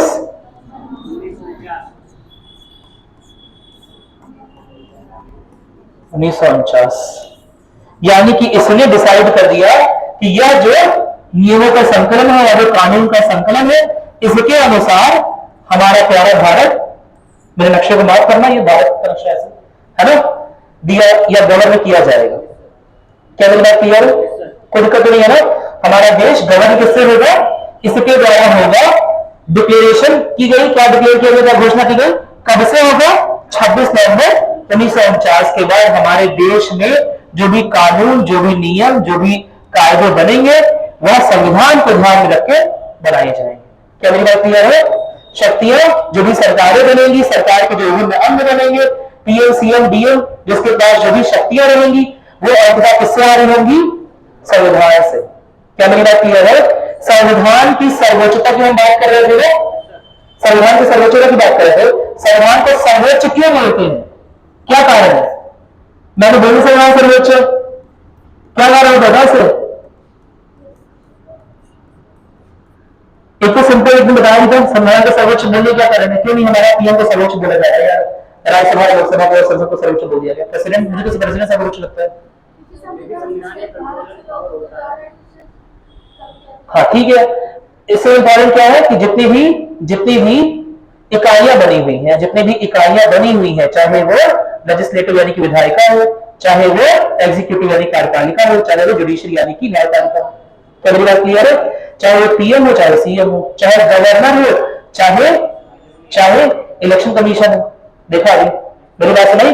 उन सारी बॉडीज में, उन सारी इकाइयों में जो शक्तियां हैं, उन शक्तियों का आधार कौन है? संविधान। वह सब शक्तिशाली है क्योंकि संविधान उन्हें शक्तियां प्रदान कर रहा है, क्योंकि संविधान सबको शक्तियां प्रदान करने का काम करता है, इसीलिए संविधान सर्वोच्च है। पहली बात। दूसरी बात, क्योंकि किसके द्वारा लिखा गया? लोगों द्वारा लिखा गया है। बोली है संविधान की सर्वोच्चता असल में इसी में निहित है कि लोग सर्वोच्च होते हैं और लोगों ने ही संविधान लिखा हुआ है। क्या मेरी बात क्लियर है? असल में देखा जाए तो संविधान सर्वोच्च नहीं है, संविधान खुद से सर्वोच्च नहीं है। संविधान की सर्वोच्चता इस बात पर निर्भर करती है कि वह लोगों द्वारा लिखा गया या जस्ट किसी एक बॉडी या किसी एक इकाई द्वारा लिख दिया गया। क्या मेरी बात क्लियर है? क्योंकि संविधान, हालांकि संविधान सभा द्वारा लिखा गया, लेकिन संविधान सभा को यह शक्ति कौन देता है? भारत के लोग। मेरी बात समझाई? कोई दिक्कत तो नहीं है ना? तो सर्वोच्च शक्तिशाली कौन है? भारत के लोग। क्या मेरी बात क्लियर है? कोई दिक्कत तो नहीं है ना? तो एनसीईआरटी कभी कभी घपला करता है, हम लोग बोलते हैं संविधान सर्वोच्चता है, तो लास्ट में यही पॉइंट लेके चलेगा, फिर बोलते हैं नागरिक सर्वोच्च होते हैं। सही बात है, नागरिक तो सर्वोच्च है। क्या मेरी बात क्लियर है? वो 4 ऑप्शन में नागरिक नहीं लिखेंगे। अगर नागरिक दिख गया तो भाई हाथ खड़े कर दो, ऐसे हैंड्सअप कर दो। समझा? हैंड्सअप तो करते हैं जब ऐसे कोई बुलेट टांग ले ऐसे कि अब हमें नहीं आता। अब नागरिक सर्वोच्च की संविधान सर्वोच्च है। नागरिकों की वजह से ही संविधान सर्वोच्च है, क्योंकि वह नागरिकों के द्वारा, लोगों के द्वारा लिखा गया, भारत के लोगों द्वारा लिखा गया, इसीलिए सर्वोच्च है।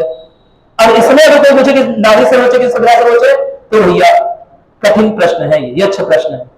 मेरी बात समझाई? ठीक है, कहीं कहीं पर ऐसा लिखेगा कि संविधान सर्वोच्च हो गया। क्यों? क्योंकि संविधान आपको उतनी ही आजादी देगा जितने में देश की एकता अखंडता बाधित ना हो, जिसमें देश की संप्रभुता ना जाए। क्या मेरी बात क्लियर है? तो इस तरह से लगता है कि संविधान की सर्वोच्चता है, नागरिक नागरिक अपनी चुनी गई सरकार द्वारा संविधान में संशोधन करवा सकते हैं।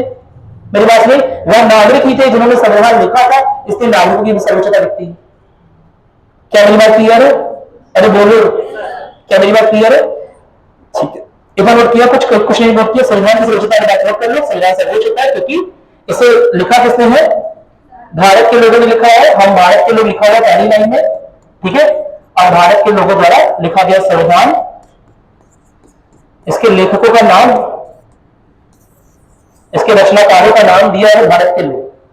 मेरी बात सुनाई? कोई दिक्कत नहीं है ना? इसके रचनाकारों का नाम दिया भारत के लोग, ठीक है। अब क्योंकि आप अपनी है ना पेन से तो लिख नहीं सकते, इसलिए ऑफकोर्स आपके द्वारा इलेक्टेड, आपके द्वारा चुनाव किए गए जनप्रतिनिधि जाकर संविधान की रचना कर रहे हैं। कोई दिक्कत नहीं, समझ में आ गया। लेकिन अंततः देखा जाए किसके द्वारा लिखा गया? हाँ, किसके द्वारा? भारत के लोगों द्वारा। यार अरे क्या कर रहा हूं? अरे देखो लो, ये पेन पे लिख रहे हैं ऐसे, लो ये लिख रहे हैं ऐसे कुछ, ये लिख रहे हैं कि पेन लिख रहा है? यहां से तुम्हारे कि पेन का है? मैं तो पेन को लिख रहा, तुम्हारे कैसे आप बोलोगे? तुम्हारा द्वारा लिखे गए ना? अरे बोलो, इस पेन में शक्ति आ रही है किसके द्वारा है? तुम्हारे द्वारा है। क्या मेरी बात क्लियर है? तो हम भारत के लोग, समझ आ गया, और हमारे द्वारा चयनित संविधान सभा, समझ आ गया। हम जैसा जैसा बोलेंगे, जैसी जैसी मांग करेंगे, जो जो हमारी अपेक्षाएं होंगी, वह संविधान सुनते सुनते वह मांग लिखती रहेगी, लक्ष्मी लिखती रहेगी, वही आदर्श लिखेगी। क्या मेरी बात क्लियर है? अरे बोलो, यह पेन हमारे ऑर्डर पे हमारे अनुसार काम कर रहा है ना, हमारी अपेक्षाओं के अनुसार काम कर रहा है। अरे बोलो, तो आंसर कौन लिख रहा है? कि पेन लिख रहा है? रिनॉल्ड्स। हाँ, समझ आ गया। तो बस संविधान सभा उपकरण की तरह काम कर रही है, समझ रहे हो ना? लेकिन अंततः आंसर यानी कि संविधान किसके द्वारा लिखा जा रहा है? भारत के लोगों द्वारा। समझ आ गया? अरे बोलो, एकदम आ गया। चलो ठीक है। और लागू किस दिन हुआ? 26 नवंबर 1949। यह भी बात कहां लिखी हुई है? संविधान में लिखी हुई है, ठीक है, कोई दिक्कत तो नहीं है ना? और संविधान की प्रीफेस, संविधान में क्या, संविधान की प्रस्तावना में लिखी हुई है, ठीक है। चलो, संविधान की प्रस्तावना पढ़ेंगे हम जल्दी, ठीक है। टाइम है ना हमारे पास में? बस ठीक है।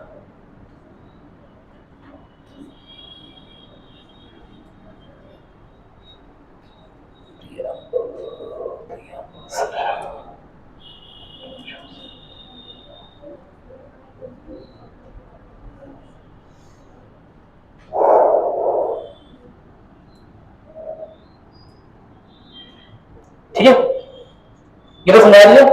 प्रस्तावना वो आत्मा वाली बात मैं ज्यादा नहीं मानता हूँ, आत्मा परमात्मा वाली बात, अलग अलग लोगों का अलग अलग व्यू है। लेकिन तुम लिख सकते हो, जब संविधान के मूल अधिकारों की बात में लिखना, बारे में लिखना, तो उसे आत्मा बता देना, ठीक है।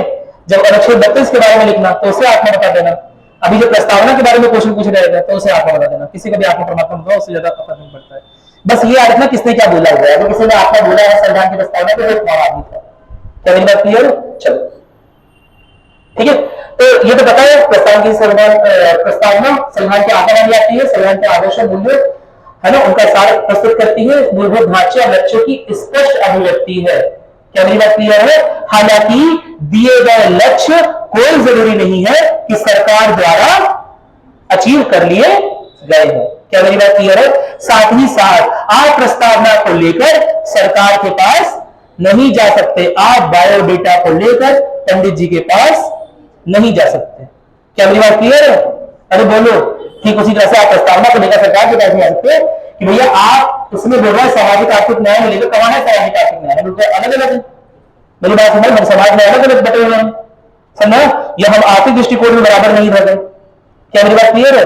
आप इसे लेकर नहीं आ सकते, अन्य चीजों को लेकर आ सकते हो, लेकिन प्रस्तावना में जो लक्ष्य दिए हुए हैं उन्हें लेकर, समझ रहे हो ना, आप सरकार का विरोध नहीं कर सकते या सरकार को सुप्रीम कोर्ट में या कोर्ट में नहीं खींच सकते। क्या मेरी बात क्लियर है? कोई दिक्कत नहीं है ना? तो एक ऐसा डॉक्यूमेंट जिसे लेकर आप कोर्ट नहीं जा सकते, वो लीगली इन्फोर्सेबल नहीं होता है। समझ रहे हो? यानी वैधानिक रूप से वह लागू नहीं किया जाता। तो संविधान की प्रस्तावना कोई लागू करने वाली चीज नहीं है, या बस एक घोषणा पत्र है कि संविधान को लागू किया जा रहा है। क्या मेरी बात क्लियर है? कोई दिक्कत तो नहीं है ना? संविधान का परिचय पत्र यानी कि संविधान की प्रस्तावना कोई लागू करने वाली चीज नहीं है। क्या मेरी बात क्लियर है? और क्योंकि लागू करने वाली चीज नहीं है, इसलिए बहुत सारे लोग कहेंगे कि यार संविधान जो प्रस्तावना में जो लिखा है वह लागू हो नहीं सकता। अंततः लागू तो वही हो रहा है जो मेन बॉडी में लिखा है, अंततः काम तो यही आएगा। समझ रहे हो? ये आगे में तो क्या काम है यार? मेरी बात सुन नहीं समझ आ रहा है? लो समोसा चटनी सी रख के खाए। अरे फाड़ के निकालो बेच निकाल दो। समझ आ रहा है? अभी लड़ जाएगा पूरा एकदम। ठीक है भाई, कुछ काम तो नहीं है ना इसका? इसमें जो लिखा हुआ एग्जाम में आएगा? नहीं आएगा। अगर इसमें कुछ लिखा हुआ एग्जाम में कुछ और आता है तो उसे लेके एग्जाम यूपीएससी बात किसी बात जा नहीं सकते हो कि सर इसमें तो ऐसा लिखा हुआ है इसमें इस पेज में। मेरी बात सुनाई, आपने ये क्वेश्चन पूछ लिया। क्या मेरी बात क्लियर है? ठीक उसी तरह से प्रस्तावना में जो लिखा हुआ है वह लीगली इन्फोर्सेबल नहीं है। क्या मेरी बात क्लियर है? इसीलिए उसे लेकर कोर्ट कचहरी नहीं जा सकते। समझ आ गया? यह बात जब बोली गई, यह बात जब विमर्श में थी तो बहुत सारे लोग बोले यार जब कुछ कर नहीं सकते तो उस पन्ने को रखे ही क्यों है? उस पन्ने को रखने का पर्पस क्या है? प्रस्तावना को रखने का पर्पस क्या है? क्या मेरी बात करना है? अरे बोलो। तो प्रस्तावना को रखने का पर्पस है ना, उसे लेकर बहुत बड़ा डिस्कशन हुआ, बहुत बड़ा विमर्श हुआ। क्या मेरी बात क्लियर है? जिनमें से एक विमर्श था, एक केस था कहर Singh versus union of India. क्या मेरी बात क्लियर? कहर सिंह प्रतिवाद भारतीय राज्य संघ बाकी गणराज्य। क्या मेरी बात क्लियर है? ठीक है। कहर सिंह का यह मत था कि यार जब ये ऑर्नामेंटल है यानी कि सजावटी है, दिखावटी है, इसकी जरूरत ही क्या है? ठीक है। मेन तो मुद्दा जो है संविधान तो वही लागू होना है जो मेन लिखा हुआ है। ये आगे वाले पन्ने को क्या मतलब है? फालतू में इसका भार हो रहा है। क्या मेरी बात क्लियर है? अरे बोलो। यह तो लोगों को और कंफ्यूज कर देगा, यह तो लोगों को और कंफ्यूज कर देगा। असल में 1960 के बेरूबरी केस में सुप्रीम कोर्ट ने बोला था कि प्रस्तावना जो है वो संविधान का अंग नहीं है। क्यों बोला था? इसकी कहानी है, जल्दी सुन लो। क्योंकि संविधान में बदलाव लाए जा रहे थे, कुछ एक करके संविधान में संशोधन किए जा रहे थे। मेरी बात सुन रही? तो जब यह विमर्श चला कि जब संविधान में संशोधन हो सकता है और यह शक्ति अनुच्छेद 368 में दी गई है, तो क्या प्रस्तावना में भी संशोधन हो सकता है? मेरी बात सुनाई? क्या मेरी बात क्लियर है? तो अगर प्रस्तावना में संशोधन हो गया तो वही 15-20 साल पहले लोग लिखे हुए हैं लक्ष्य मूल्य, है ना? पहले लक्ष्य कुछ और यूपीएससी, है ना? फिर और कुछ लक्ष्य, फिर और कुछ, फिर एकदम ही कर लो कि बस जी खा ले, बस नरेगा ही मिल जाए।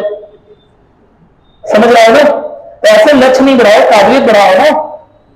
क्या मेरी बात क्लियर है? सुप्रीम कोर्ट ने कहा कि अगर यह सारगर्भित लक्ष्य है, यह सारगर्भित समझ में आदर्श है, समझ रहे? अगर आपको इसमें बदलाव करने के लिए, अगर आपको इसमें बदलाव करने का अथॉरिटी मिल जाएगा, अगर आपको शक्ति मिल जाएगा, तो आप बड़े बड़े के लक्ष्य ही बदल लेंगे। समझ रहे हो? आप लक्ष्यों को बदल लेंगे, डेमोक्रेसी की जगह राजतंत्र कर लेंगे। क्या ये बात क्लियर है? अरे बोलो, राजशाही कर लेंगे ना रिपब्लिक की जगह। ठीक है। तो इस वजह से संविधान की प्रस्तावना नहीं बदली जानी चाहिए। तो सरकार क्या कर दी थी? सरकार ने बोला कि भाई आर्टिकल 368 अनुच्छेद 368 हमें पूरी तरह से संविधान को बदलने का अधिकार दिया हुआ है। समझ रहे हो? अरे बोलो। और क्योंकि संविधान की जिल्द के अंदर ही है, संविधान की किताब के अंदर प्रस्तावना भी है, यानी प्रस्तावना में हम बदलाव कर सकते हैं। लेकिन बेरूबरी केस 1960 में सुप्रीम कोर्ट ने घोषणा की कि ऐसा संभव नहीं है। घोषणा करके निर्णय दिया कि संविधान की प्रस्तावना क्योंकि संविधान का अंग नहीं है और इसीलिए सरकार उसे अनुच्छेद 368 की सहायता से किसी भी प्रकार का उसमें बदलाव नहीं ला सकती। क्या मेरी बात क्लियर है? कोई दिक्कत तो नहीं है ना? जब एक परेशानी खत्म हो दूसरी परेशानी शुरू आती है। बारिश रुक गई, उमस लगने लगी, गर्मी लगने लगी। नहीं समझा एक बात? समझा रहा है? एक परेशानी खत्म हो गई और दूसरी परेशानी ये शुरू हो गई कि यार जब अंग नहीं है ना, तो रखा क्यों गया है? जब वैधानिक रूप से इन्फोर्सेबल नहीं है, संविधान का अंग नहीं है, तो रखा ही क्यों गया है? ऐसी सजावटी दिखावटी चीज की जरूरत ही है संविधान में? संविधान एक एब्स्ट्रैक्ट मैटर होना चाहिए कि हाँ ये कानून है। मेरी बात समझ? इसमें फालतू में एक पन्ना क्यों चिपका हुआ है? हटा इसे, खत्म करो। क्या मेरी बात क्लियर है? तो ऐसे समय पर कहर Singh versus union of India case में सुप्रीम कोर्ट ने फैसला दिया। क्या फैसला दिया? कि यह ऑर्नामेंटल नहीं है, यह ऑर्नामेंटल नहीं है। भले ही ये संविधान का अंग हमने नहीं माना, ये बात सही है, लेकिन फिर भी संविधान को समझने की कुंजी है, संविधान निर्माताओं को समझने की कुंजी है। साथ ही साथ यदि दो क्लॉज, अगर दो आर्टिकल, अगर दो अनुच्छेद आपस में किसी तरह से, समझ रहे हो ना, कॉन्फ्लिक्ट में आ रहे हैं, यानी कि विरोधाभास उत्पन्न कर रहे हैं। क्या मेरी बात क्लियर है? तो समझने के लिए कि संविधान निर्माता असल में क्या कहना चाहते थे, यह समझने के लिए हम किसे रेफर करते हैं? प्रस्तावना। क्या मेरी बात समझ?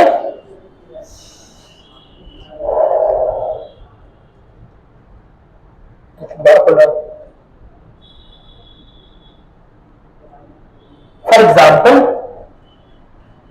एग्जाम्पल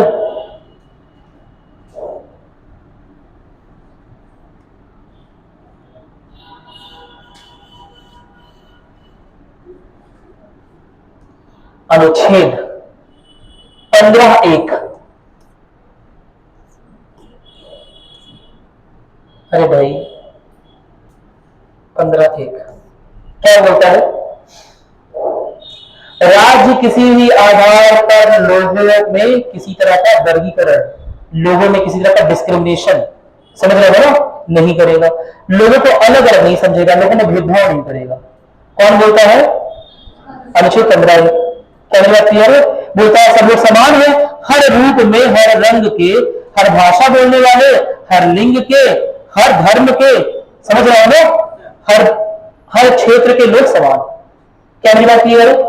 कोई दिक्कत तो नहीं है ना? कौन बोल रहा है? अनुच्छेद 15(1). कोई दिक्कत तो नहीं है ना? मेरी बात समझ?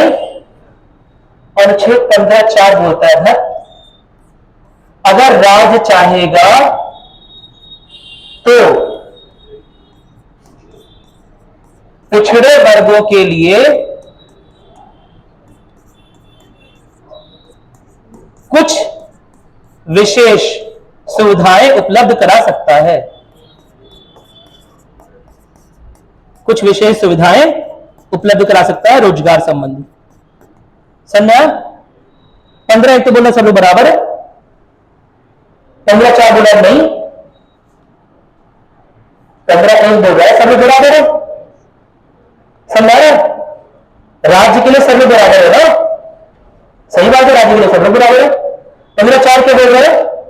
नहीं, राज्य में अगर कुछ पिछड़े वर्ग के लोग हैं, समझ रहे ना, तो उन्हें कुछ विशेष प्रावधान या कुछ विशेष सुविधा उपलब्ध करा सकता है राज्य रोजगार संबंधी। मेरी बात समझ? अरे बोलो, कहीं ना कहीं आरक्षण के नियम के बारे में बात कर रहा होता है। तो 15(1) तो बोल रहे भाई सब लोग समान है, और 15(4) ये बोल रहा है, ये तो समझ रहा है ना? अरे बगल में ही है ना, 15 से 16 में नहीं जाना पड़ा। 15(1) जो बोल रहा है उसे काटने के लिए 15 से 16 पे भी नहीं जाना पड़ा। 15(1) जो बोल रहा है 15(4) में कब जा रहा है? जब राज्य विशेष सुविधा कर रहा है पिछड़े वर्गों के लिए, तो सब लोग समान कैसे?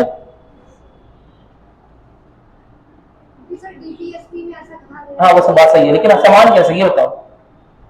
तो मैं घटी घटाई बात नहीं, मैं तो बेसिक से आंसर निकालू और सोचो। जो पिछड़े वर्ग थे उनकी कुछ समय के नहीं और बराबर लाने की, हाँ समता बोलो, इसी चीज को क्या रहता है? समता। समता कह चुका हूं ना। 15(1) समानता के बारे में बात कर रहा होता है, लेकिन 15(4) समता के बारे में बात कर रहा होता है। 15(1) समान बनाने की बात कर रहा है, लेकिन समान बनाने के लिए कभी कभी जो रिसोर्स है, जो एम्प्लॉयमेंट है, रोजगार है, वह असमान रूप से वितरित करना पड़ सकता है। क्या मेरी बात क्लियर है? लोगों को समान बनाना है, समान देना नहीं है। समान देने से असमानता बनी रहेगी। नहीं समझो बात? समान देने से असमानता बनी रहेगी। हमें लोगों को बराबर बनाना है। बराबर देना और बराबर बनाने में अंतर है। क्या मेरी बात क्लियर? कोई दिक्कत तो नहीं है ना? ठीक है। अब 15(1) और 15(4) में आपस में विरोधाभास से लग रहा है। अगर किसी को परेशानी हो रही है, सर 15(4) सुप्रीम कोर्ट के पास गया, तो सुप्रीम कोर्ट कहेगा ऐसा 15(1) में ये लिखा हुआ है, 15(4) में ये लिखा हुआ है, इसे बंद करो, चलो संविधान की प्रस्तावना पढ़ना शुरू करते हैं। क्या मेरी बात क्लियर? अरे बोलो, संविधान की प्रस्तावना में क्या सामाजिक एवं आर्थिक समानता की बात लिखी है? क्या सामाजिक एवं आर्थिक न्याय की बात लिखी है? नहीं लिखी है। कहां लिखी है? प्रस्ताव है क्या? नहीं, प्रस्तावना समझ आया? कहां लिखी है? प्रस्तावना में लिखी है। क्या मेरी बात क्लियर है? तो संविधान की प्रस्तावना जब कंफ्यूजन हो रही है किसी बात को लेकर, किन्हीं दो आर्टिकल्स में विरोधाभास की स्थिति उत्पन्न हो रही है, तो सुप्रीम कोर्ट किसकी सहायता ले रहा है? प्रस्तावना की। क्यों? क्योंकि पहले ही बोला गया है कि संविधान निर्माताओं के दिमाग को समझने की कुंजी प्रस्तावना है, यानी कि समानता की बात तो की है, मेरी बात समझ, लेकिन साथ ही साथ सामाजिक आर्थिक न्याय के दृष्टिकोण से की है। इसका मतलब ऐसी समानता नहीं बनानी है कि सामाजिक आर्थिक रूप से पिछड़े हुए पिछड़े ही रह जाए। क्या ये बात क्लियर है? उन्हें समान बनाना है ना? अरे बोलो, उन्हें सबके बराबर लाना है ना? अरे बोलो, क्या मेरी बात क्लियर है? और इसीलिए 15(4) सही है। समझ मेरी बात? तो यह समझने के लिए किसका रुख करना पड़ा? प्रस्तावना का। ठीक इसी तरह से बहुत सारे आर्टिकल्स में विरोधाभास हो सकता है, बहुत सारे अनुच्छेद में विरोधाभास हो सकता है, और ऐसे विरोधाभास की स्थिति में यह समझने के लिए कि समानता जरूरी है या समता जरूरी है। भाई एक समानता की बात कर रहा है, लेकिन एक असमानता की बात कर रहा है, लेकिन यह असमानता 15(4) की असमानता समता को ला रही है, सामाजिक और आर्थिक न्याय को स्थापित करने के उद्देश्य से की जा रही है। क्या मेरी बात क्लियर है? अरे बोलो, तो समझ आगे मेरे ख्याल से, ठीक है।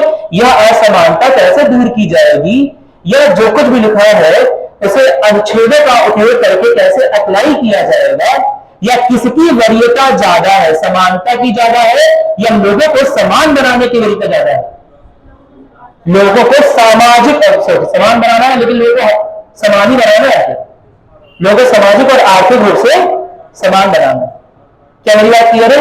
इसका मतलब ये नहीं है कि कोई गरीब किसी को गला काट दे और अंबानी किसी को गला काट दे तो अंबानी को ज्यादा सजा हो जाए, गरीब को कम सजा हो, इसका यह मतलब नहीं है।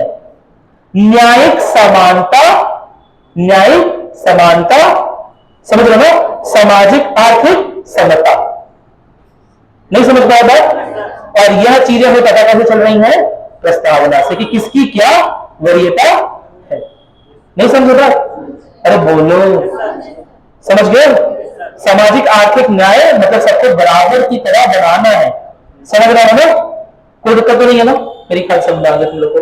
तो कहर सिंह ने जब ये बोला कि दिखावटी है, तो सुप्रीम कोर्ट का क्या रुख था कि दिखावटी नहीं है भैया। जब हम लोग को दिक्कत हुई थी ना एक बार, तो हमने किसका रुख किया था? प्रस्तावना का रुख किया था। प्रस्तावना देखकर हम समझ पाए कि इसमें भले ही लिखा है समान नागरिक समान है, और उसी के बगल में, उसी के 3 लाइन नीचे 15(4) में लिखा है कि हाँ राज्य विशेष वर्ग पिछड़े वर्ग के लिए विशेष सुविधा करेगा, है ना? इसमें समानता की बात लिखी है, इसमें विशेष वर्ग की विशेष सुविधा की बात लिख रही है, लेकिन फिर भी यह सब ठीक है। क्यों? क्योंकि प्रस्तावना में दिया हुआ है किसी भी तरह से सामाजिक और आर्थिक न्याय को देश में स्थापित किया जाए। कोई दिक्कत तो नहीं होना? क्या मेरी बात समझ आ गई? तो कहर सिंह का केस क्या हो गया? खुश देखा, लेकिन उसमें सुप्रीम कोर्ट का जो निर्णय निकल के आया उससे पता चला कि प्रस्तावना का भी अपना महत्व है। महत्व ही नहीं है, प्रस्तावना डेकोरेटरी पेपर नहीं है, ऑर्नामेंटल नहीं है, झालर नहीं है कि दिवाली खत्म होगी हटा लो। संविधान लिखते समय रखा था, अब दिवाली खत्म होगी, संविधान लिखा चुका, 10 साल बीत गया, हटा लो। मेरी बात समझ? वो दिवाली का झालर नहीं है, समझ रहे हो ना, वो हमेशा रहेगा वहां पर। क्या मेरी बात क्लियर है? अरे बोलो। इसका मतलब संविधान की प्रस्तावना ऑर्नामेंटल या डेकोरेटिव या सजावटी सामान नहीं है, उसका भी अपना महत्व है। ये समझ में आ गया? तो 1960 के दशक में तो यह बात चली, 1960 के दशक में बात चली, 1960 में यह बात चली। 1960 के दशक में 1970 में एक नई तरह का विमर्श आ गया कि यार सुप्रीम कोर्ट बोल रहा है अनुच्छेद 368 का उपयोग करके संविधान की प्रस्तावना को बदला नहीं जा सकता। संविधान की प्रस्तावना संविधान का अंग नहीं है, लेकिन यह संविधान से हटाई भी नहीं जा सकती, और अनुच्छेद 368 का उपयोग करके इसमें किसी तरह का मॉडिफिकेशन, इसमें किसी तरह का सुधार नहीं किया जा सकता। लेकिन वही सुप्रीम कोर्ट बोलता है यहां अनुच्छेद 368 से संविधान में बदलाव किया जा सकता है। आज के 50 साल बाद, आज के 100 साल बाद, आज के 200 साल बाद यही संविधान फॉलो होते रहेगा, नए नए संशोधन आते रहेंगे। पिछले 70 साल में 72 साल में कितने संशोधन आ गए? 107। मेरी बात सुन रहे? नए नए संशोधन आते रहेंगे। जब नए नए संशोधन आएंगे तो कुछ नए मूल्य भी आएंगे, नहीं समझे बात? कुछ नए आदर्श भी स्थापित होंगे, कुछ नए संवैधानिक सिद्धांतों की स्थापना होगी। लेकिन वह सिद्धांत, वह मूल्य, वह लक्ष्य और वह आदर्श केवल संविधान में लिखेंगे, इसमें तो लिखेंगे ही नहीं, क्योंकि सुप्रीम कोर्ट ने कहा है कि अनुच्छेद 368 का इस्तेमाल संविधान की प्रस्तावना में नहीं हो सकता, क्योंकि संविधान की प्रस्तावना को बेरूबरी केस से 1960 से संविधान का अंग नहीं माना है। क्या मेरी बात क्लियर है? तो एक समय आएगा संविधान को हम मॉडर्न, आधुनिक करते जाएंगे भाई, संविधान में संशोधन करते जाएंगे ताकि समाज संविधान के प्रावधानों का उपयोग करके नई चुनौतियों से निपट सके। मेरी बात समझ? अरे नेहरू को थोड़ा ना पता था तुम लोग एनएमएस इधर भेजोगे, साइबर अटैक करके हैक कर लेगी दूसरे बन गए पासवर्ड जानते। नेहरू को पता था क्या आइडिया था? अम्बेडकर को थोड़ा आइडिया मेरे को बदलाव नहीं करना होगा, तो उन लोगों ने संवैधानिक प्रावधानों में बहुत सारी चीजें नहीं लिखी। जैसे जैसे आधुनिकता आएगी, समाज में बदलाव होगा, नई तरह की चुनौतियां आएंगी, नए तरह की चुनौतियों से निपटने के लिए नए तरह के प्रावधानों की आवश्यकता होगी, और उन नए प्रावधानों को लिखने के लिए अनुच्छेद 368 दिया गया कि यदि हम कुछ बदलाव चाहते हैं, कोई नया प्रावधान ऐड करना चाहते हैं, समझ रहे हो ना, इंफॉर्मेशन टेक्नोलॉजी एक्ट चाहते हैं, सूचना प्रौद्योगिकी अधिनियम चाहते हैं, राइट टू एजुकेशन चाहते हैं, राइट टू इंफॉर्मेशन चाहते हैं, तो हम संविधान में बदलाव करके अनुच्छेद 368 के तहत संविधान में उसे जोड़ सकते हैं। मेरी बात समझ? लेकिन ऐसा करते करते आज के 100, 200, 500, 1000, लाख, 2 लाख, इतना लंबा नहीं जाएगा, समझ रहे? इतने वर्षों बाद संविधान पूरा बदल चुका होगा और प्रस्तावना रह गई वही के वही। नहीं समझे बात? समझ रहे हो? अरे बोलो। नहीं समझ पाए?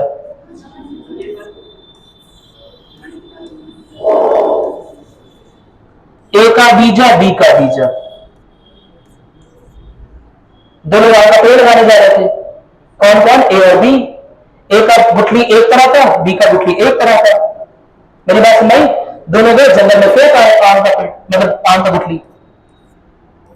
5 साल बाद जानते देखते हैं दो पेड़ लगे हुए। नहीं समझे बात? अरे बोलो। फेंकने के पहले गुठली की फोटो खींच लिए थे ए और बी। अब जिसमें ज्यादा आम लगा है, ए बोल रहा है वो मेरा आम। आम समझ पाते हो ना? अब बेटा ड्राइंग के नाम पर मैं यही बताता था जो तुम समझ गए ना? ठीक है? जिसमें ज्यादा आम लगा है, ए बोल रहा है मेरा है, बी बोल रहा है मेरा है। जिसमें आम नहीं उगाया, बी बोल रहा है कि तुम्हारा। समझ रहे हो ना? मतलब पेड़ को लेकर लॉ हो गया। और जब पूछा जा रहा है, जब पुलिस के पास मामला गया तो पुलिस कह रही है अरे दिखाओ तो कि जो तुमने लगाया था वो कैसा है, तो यही फोटो जो खींचे थे बीजेपी दिखा दे रहे हैं, ये देखिए यही हम लगाए थे। अब पुलिस पहचान पाएगी किस गुठली से कौन सा आम का पेड़ बना है?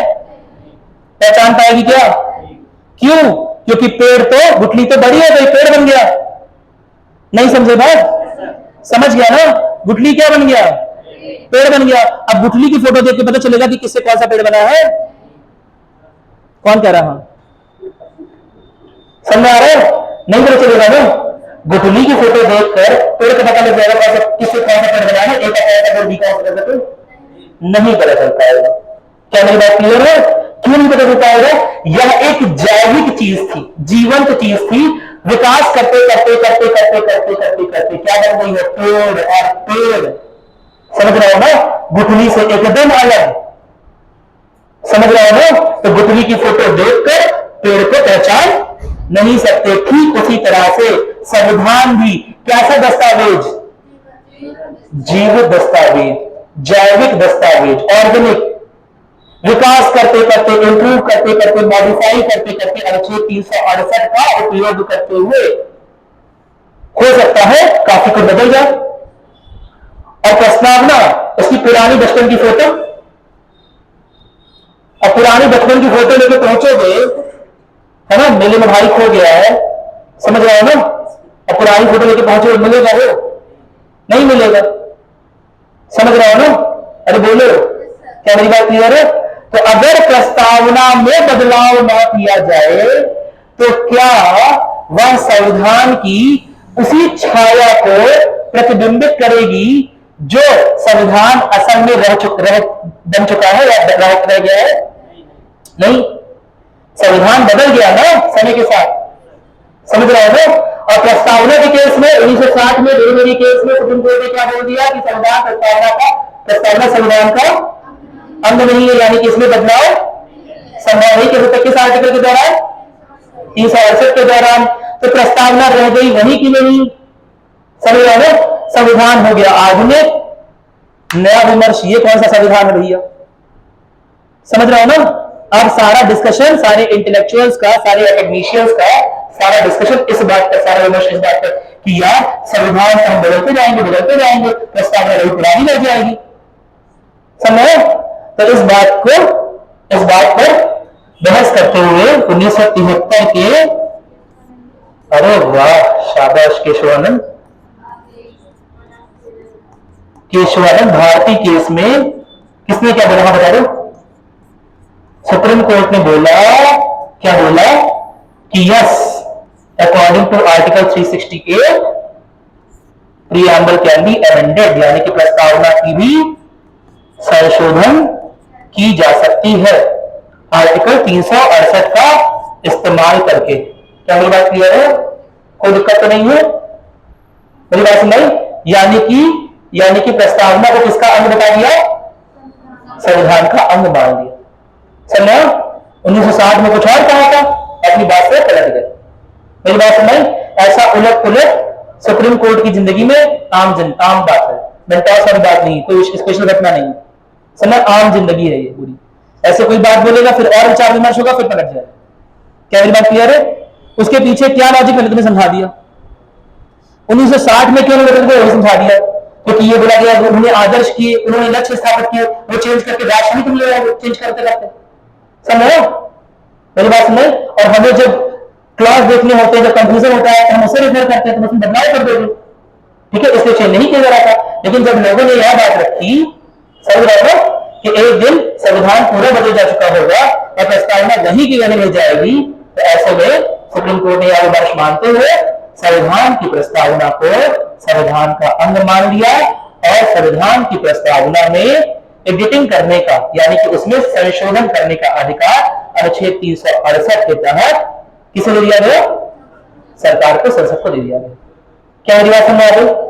नहीं समझ आ गया? अरे बोलो, एकदम आ गया? ठीक है, तो 3 केस इसमें इंपॉर्टेंट है। कौन सा? कहर सिंह, दूसरा बेरूबेरी केस, तीसरा केशवानंद भारती केस। ठीक है, इसके रिस्पेक्ट में 3 केस इंपॉर्टेंट है। कोई दिक्कत तो नहीं है ना? चलो कुछ लिख लो हम लोग। ये पीडीएफ तो चली गया, जो कि तुम लोग कुछ लिखोगे, लिखने का मतलब तुम लोग का वो प्रैक्टिस हो गया। चलो ठीक है। बिना कुछ पढ़ाए टाइम चलाता है। चलो पढ़ाना बहुत कुछ है अभी। तो मेरे पास पीडीएफ चली गई है, प्रीएम्बल वाली पीडीएफ जा चुकी है, मेरे पास पहले गई थी। हाँ बस वही पढ़नी है। रिसेंट मैं ग्रुप में हूँ नहीं, मैं सर से बोलता हूँ सर किसी के पास हो तो वो लोग सेंड कर दो दोबारा से ग्रुप पे, जो इस बार प्रीएम्बल वाली है ना वो भेज दो, ठीक है। उसे पढ़ लो एक बार, जो आज पढ़ाया वही दिया हुआ है ना। प्रीएम्बल के वर्ड्स थोड़े से और पढ़ने हैं आज प्रीएम्बल, ठीक है। इतना ही हो पाया, मेन बात है वो गाना भी तो सुनाना था। कौन सा? आमी जी तुम्हारा ना, गाना भी तो जरूरी होता है कि नहीं।